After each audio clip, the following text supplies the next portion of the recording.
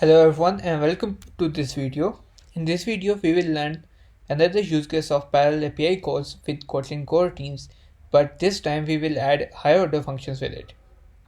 So the most of the times when you are doing parallel API calls, the reason behind that is you need to display and get tons of data from different APIs on a single fragment or a single screen.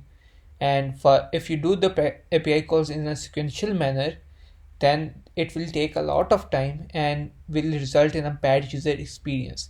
But if you do those API calls in parallel, it will save time and will result in a better user experience.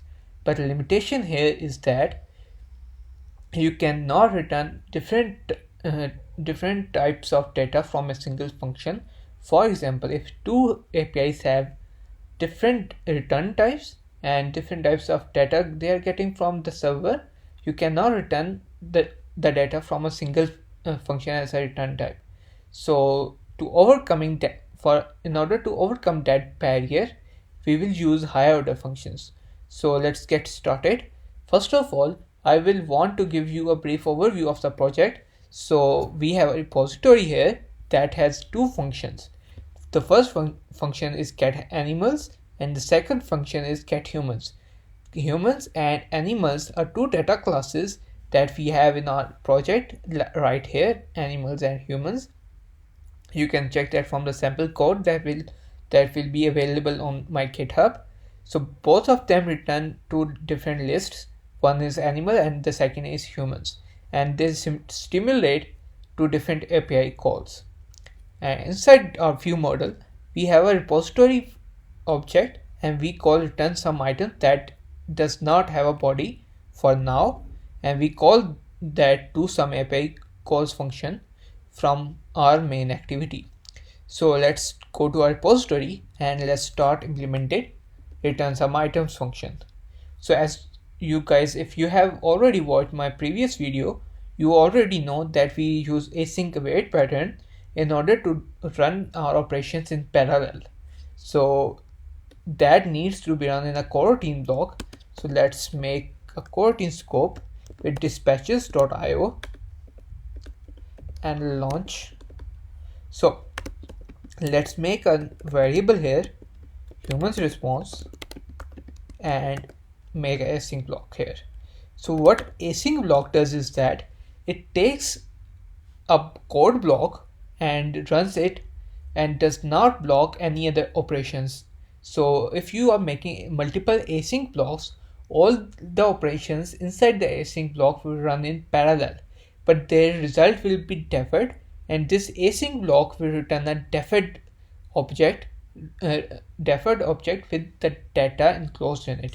If we go to human response here, you can see here that it is returning a deferred list of humans that has a result but can be completed later on, like promises inside Java, and we can call humans response dot await.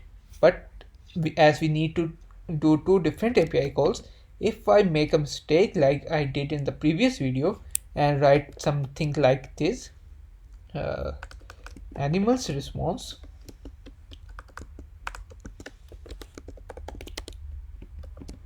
async and get animals, and then I go to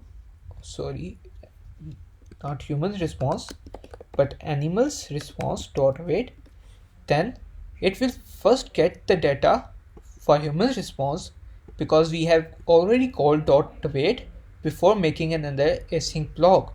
So in order to make things parallel, you have to call await after all the async blocks that you need. So this await will return the actual data. Let me just show you. Humans equals human response dot await, and here animals equals animal response dot await. Now if I go here, you can see that it returns a list of human and it returns a list of animals. Now the barrier here is that I cannot return both human and animals from this return some items function. So instead of returning this, I will create a higher order function called result, and this takes two parameters, human, which is a list of human, and similarly animal, which is also a list of animal, and it returns a unit. So here let me just first go to our viewer. You can see it gives an error now, and now I can make a lambda and get, as you can see, it automatically gives me the option to get humans and animal inside this block. And let's just pass animals and humans to this function animals. Okay, now the coding part is done. Let's make some log outputs so we can check if all functions or operations are running in parallel or not. Let's add calling humans, and again calling animals.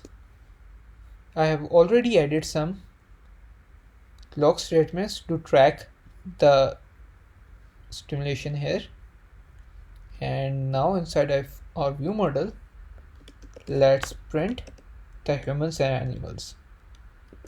Humans human dot toString, and similarly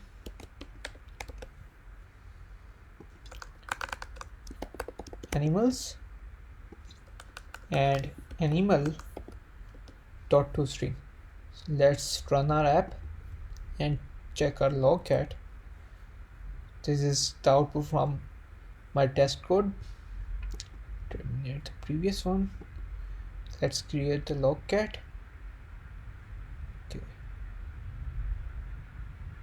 Calling humans and then calling animals. As you can see, these operations are running now in parallel. Then sending get human and sending get animals are coming from my functions that are written right here, as you can see now. So this is how you can perform different API calls in parallel and also return their result using higher order functions.